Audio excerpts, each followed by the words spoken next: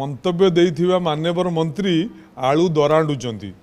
कारण तांको ना वर्तमान जोगाण मंत्री आलू मंत्री रूपे महिला माने तांको डाकी आरंभ कले तेणु आलू कार्यक्रम से फेल तांको जोगाण विभाग रे बयान रे फेल एवं सी केतबेले कौन कहउचंती तार तालमेल रहुनी तेणु आमे तो दाबी करूँ सीबीआई इनक्वारी करूँ आपण कौन सरकार अच्छा आपण कति सबू इन्वेस्टिगेशन एजेन्सी अच्छी पुलिस प्रशासन अच्छी केन्द्र रे सरकार अच्छी तेणु अजथा गोटे मिछ कथा कही